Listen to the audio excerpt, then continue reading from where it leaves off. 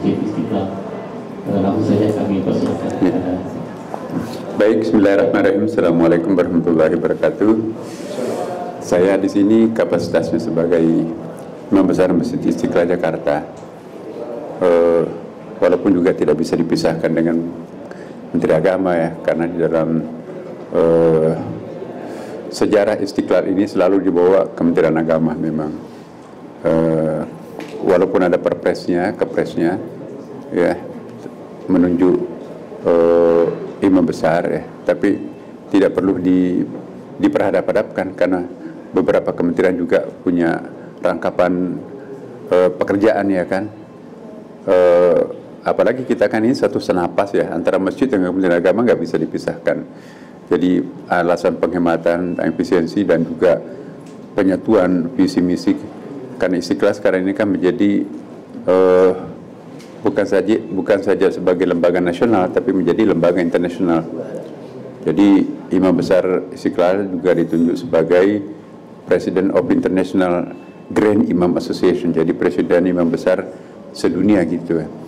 Dan dengan demikian ada juga beberapa kegiatan kita lakukan di Istiqlal yang insya Allah kita akan jadikan model untuk 800.000 masjid. Ya, jadi ada program jangka pendek, ada jangka panjang. Ya, jangka panjang saya sampaikan pertama, bahwa Istiqlal ini diharapkan memberikan semacam pencerahan dan moderasi umat beragama di Indonesia. Bagaimana masjid menjadi pusat moderasi dan kerukunan antar umat beragama dan berbangsa, bernegara. Nah, itu kemudian Masjid Istiqlal ini juga mendapatkan kepercayaan dari berbagai institusi dunia ya, misalnya United Nations PBB. Saya pernah diundang ke sana itu bulan Februari yang lalu dan saya diminta untuk memberikan share-nya kepada pembangunan masjid di Amerika Latin dan di Afrika. Saya nggak tahu kenapa, karena memang di situ banyak imigran Muslim yang ada di Amerika Latin itu yang mungkin perlu pencerahan pengelolaan masjid yang baik ya. Dan Istiqlal itu dianggap sebagai salah satu masjid yang sangat produktif untuk bisa menjadi lembaga pemberdayaan umat ya. Belum lagi kegiatan-kegiatan pembinaan imam, kita banyak undangan-undangan ke luar negeri untuk memberikan workshop ya, bagaimana caranya mengelola masjid secara profesional seperti di Istiqlal. Nah, kemudian di dalam negeri ini kita juga diminta sebagai ketua IPIM ya. Saya sebagai ketua IPIM, Ikatan Persaudaraan Imam-Imam Masjid. Nah, jadi seluruh imam masjid di Indonesia, ketua umumnya juga kebetulan saya diaklamasikan, diminta oleh para imam. Dan dengan demikian suaranya imam di masjid itu sangat terdengar. Jadi suara imam dalam masyarakat itu sangat juga legitimate ya kan. Dengan demikian insya Allah sosialisasi berbagai macam program kebaikan kemanusiaan itu bisa kita melalui masjid-masjid, melalui mulut-mulutnya imam, pimpinan tokoh-tokoh masyarakat. Nah, yang paling jangka pendek ini adalah Ramadan. Ramadan di Istiqlal ini nanti diharapkan akan menjadi contoh juga untuk pengembangan pembinaan masjid dan musala di Indonesia. Apa-apa yang dilakukan di Masjid Istiqlal ini, ya pertama biasa iftar. Kalau hari-hari biasa di sini paling sedikit 3.000 orang. Bayangkan jumlahnya itu bukan sedikit 3.000 orang. Kalau hari Jumat itu bisa sampai 6.000 sampai 10.000 orang, tergantung kalau ada event-event tertentu. Nah, saya membayangkan nanti ini Istiqlal akan diserbu jamaah karena banyak sekali event-event yang menarik yang kita akan tampilkan. Antara lain nanti ada yang disebut dengan Kampung Ramadan Internasional. Apa yang dimaksud Kampung Ramadan Internasional? Kami kemarin mengundang para duta besar datang ke Masjid Istiqlal. Alhamdulillah lebih dari 30 duta besar yang akan datang. Yang datang kita launch di sini dan kita nanti siapkan booth-booth mereka. Jadi tidak perlu misalnya mendapatkan informasi yang penting dari Qatar, ya, dari Abu Dhabi, dari Saudi, Mesir, Jordan, kemudian yang tetangga kita ada Malaysia, ada Brunei, ada Singapura, ya ada termasuk non Muslim juga, ada Cina, ada Amerika, ada apa namanya Jerman, Amerika Latin, itu juga sangat appreciate untuk ikut berpartisipasi mengisi booth-booth yang kita siapkan di Istiqlal ini, dan otomatis juga akan menjadi hostnya ya, alhamdulillah. Kemudian juga kementerian, sejumlah kementerian juga akan berpartisipasi menjadi host hari pertama, kedua, ketiga, sampai hari ke-31, hari ke-30 nanti, insya Allah itu juga banyak partisipasi dari swasta dan kementerian lembaga yang untuk menjadi host di sini ya.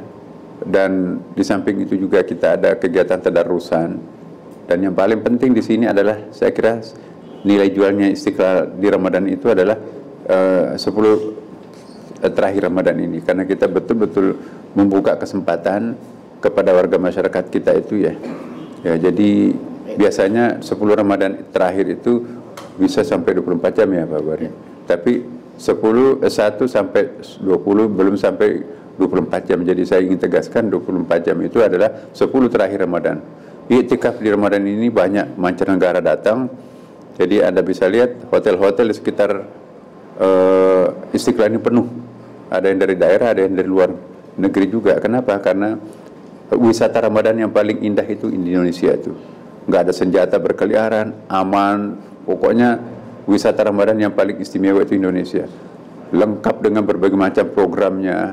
Mall-mallnya itu tiba-tiba didandani dengan berbagai macam warna religi ya kan, pakai kerudung walaupun non Muslim, kemudian lagu-lagu rohani Islam, hotel-hotel didandani mirip masjid ya, kemudian juga restoran-restoran juga ditutupkan hitam, tidak kita melihat ada orang merokok di ruang publik, di bus, di terminal. Ini yang tidak pernah ada pemandangan ini seperti ini di luar negeri.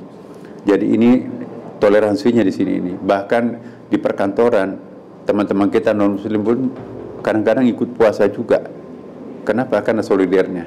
Nah di Istiqlal ini kita mencoba untuk memadukan semua yang berbeda ini. Jadi bagaimana supaya Istiqlal ini mampu menawarkan suatu peradaban baru ya. Di sini ada pameran, di sini juga ada apa ya namanya itu kemah-kemah yang di sekitar Istiqlal ini. Itu juga nanti akan menawarkan barang-barang yang murah meriah, tetapi itu semuanya dikelola di bawah IGF, jadi Istiqlal Global Fund. Kemudian juga ada tadarusan Al-Quran 22 setiap hari di sini ada kegiatan-kegiatan Quran dakwah. Dan yang paling menarik, teman-teman juga bisa menyaksikan menjelang ibadah puasa itu ada pendalaman penghayatan keagamaan di jajaran umat Islam. Di atas itu ada 5.000-an laki perempuan terpisah, kemudian kita berikan untuk anak-anak itu pun juga ada cerita-cerita yang disukai anak-anak lah. Kemudian juga kita menampilkan penceramah-penceramah yang betul-betul digemari masyarakat ya, mulai dari setiap habis sholat fardu ya, habis duhur, habis asar ya, kemudian ceramah tarwih, kemudian juga subuh ya, kemudian di samping itu juga ada kegiatan-kegiatan takhasus ya, keterampilan. Dan satu yang belum sempat kita selesaikan ini, tapi dalam pekerjaan, yaitu di Istiqlal ini ada hotel gratis ya, ada sekitar hampir 40 kamar ya. Ada mungkin dari daerah untuk urusannya hanya 1 hari 2 hari di Jakarta ya, daripada nyewa hotel di sekitar sini mahal ya. Nah kita fasilitasi mereka, itu adalah musafir ya, hotelnya itu kayak mirip dengan di Jepang, di Singapura itu ada di bandara itu ke hotel kapsul itu ya. Jadi lumayan, ada kopernya, ada ruang mandinya, kemudian juga breakfastnya gratis juga. Kita kasih mereka itu karena wakaf dari zakatnya jamaah Masjid Istiqlal dipakai untuk memberikan konsumsi terhadap tamu-tamu yang menginap di hotel itu. Dan banyak lagi kegiatan-kegiatan di Istiqlal. Dan yang paling penting juga saya sampaikan bahwa hari ini kita memberangkatkan lagi pendidikan kader ulama ke Amerika Serikat ya. Itu di Syokko selama 6 bulan ya. di Riverside University Los Angeles dan Harvard Seminary International di Connecticut. Jadi 6 bulan mereka itu mengikuti metodologi keilmuan ya, dan di situ juga akan melakukan dialog interfaith di beberapa kota. Jadi calon-calon ulama kita nanti itu di samping mahir bahasa kitab kuning, bahasa Arab, juga tentunya mahir dengan bahasa Inggris karena mereka itu TOEFL-nya ya standar LPDP, karena semuanya itu pun juga dibiayai oleh LPDP. Dan sebagian lagi 6 semester juga nanti sekarang sudah berada di Al-Azhar University, di situ untuk memperdalam bahasa Arabnya, juga pendalaman materi keagamanya. Nah, begitu mereka pulang itu nanti akan menjadi doktor, dan ada titel barunya yaitu titel barunya itu Doktor Kum, Kadar Ulama Istiqlal. Jadi pendidikan kadar ulama ini bekerja sama dengan Universitas PTIQ Jakarta ya.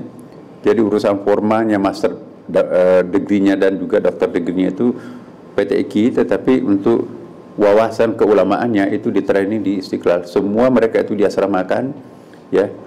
Kemudian juga di training oleh dosen-dosen dari Al-Azhar dan dari Amerika ya. Jadi dosennya mereka itu rata-rata dari luar negeri juga, di samping dosen pilihan dari dalam negeri. Kenapa? Karena bahasa Arab, bahasa Inggrisnya itu paralel. Nah, inilah nanti akan memimpin ulama-ulama di Indonesia ini. Alhamdulillah kami mendapatkan sponsor dari LPDP itu 400 orang per tahun. Dan inilah nanti yang akan menjadi harapan masa depan. Dan yang paling spesifik tidak ada di dunia ini adalah pendidikan kader ulama. Selama ini kan pendidikan kader ulama biasa ya. Ini ada spesial di sini, pendidikan kader ulama itu ditiru juga oleh Al-Azhar University. Kami baru memikirkan, tapi Istiqlal sudah menjalankan. Nah, kita banggalah bahwa Indonesia banyak sekali merintis sesuatu yang baru, yang berbeda, ditiru oleh negara-negara yang lain. Ya, kemudian hal lain di sini juga Masjid Istiqlal itu baru saja mendapatkan penghargaan AIDS ya. Jadi masjid bangunan yang paling green itu adalah Indonesia. Seluruh rumah ibadah, sinagog, gereja, termasuk masjid, rumah ibadah lah, baru kali ini mendapatkan piagam penghargaan dari World Bank Bandung, dari Washington DC. Istiqlal ditunjuk sebagai pemenangnya. Kenapa? Karena di sini sekitar 7 juta liter air per bulan di sini dipakai ini. Dan itu tidak ada setetes pun jatuh ke got. Itu disirkulasi dalam satu bak, kemudian bisa langsung diminum. Kemudian juga ada di atas, energi yang kita gunakan di sini itu adalah energi solar system. Dan itu wakaf dari jamaah. Itu menariknya di situ. Kemudian juga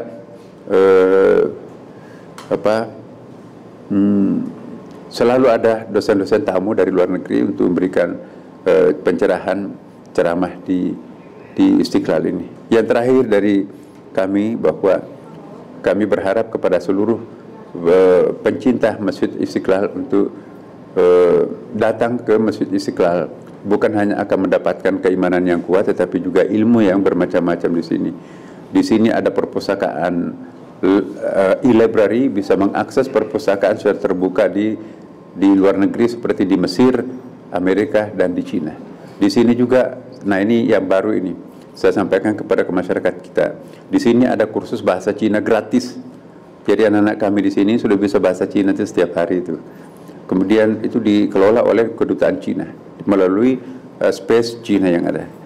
Di sini juga ada kursus bahasa Inggris gratis yang dikelola oleh Duta Besar Amerika dengan native speakernya, yang dengan buku-bukunya yang digratiskan dari mereka. Di sini juga ada kursus bahasa Arab kerjasama dengan negara-negara Muslim Timur Tengah, itu pun juga gratis.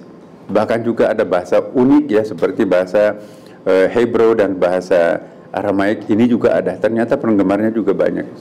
Nah, dan kemudian ada space di sini, jadi ada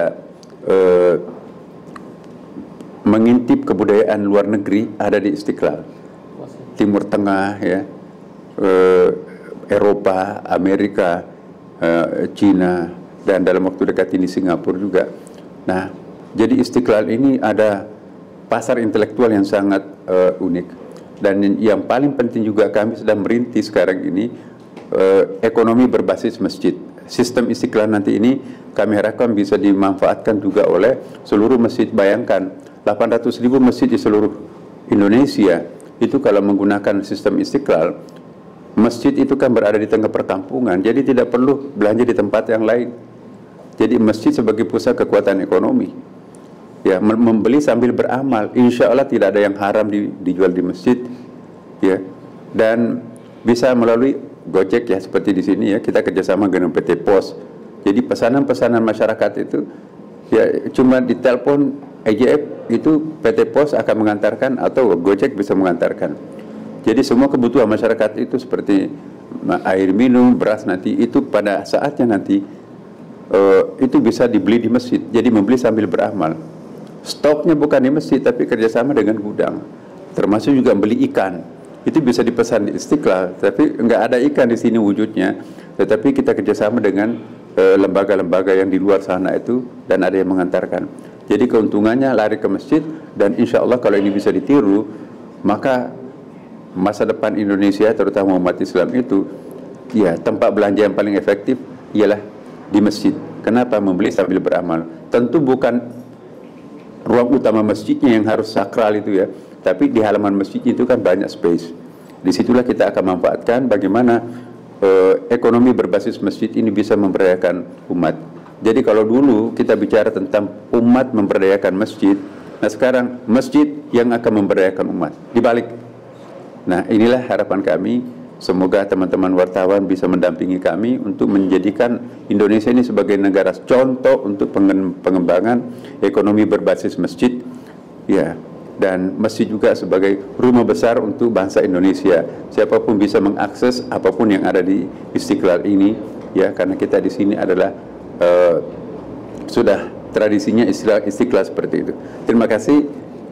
Mungkin ada tambahan dari teman-teman nanti akan dijawab ya. Assalamualaikum warahmatullahi wabarakatuh. Assalamualaikum. Ada pertanyaan? Ya.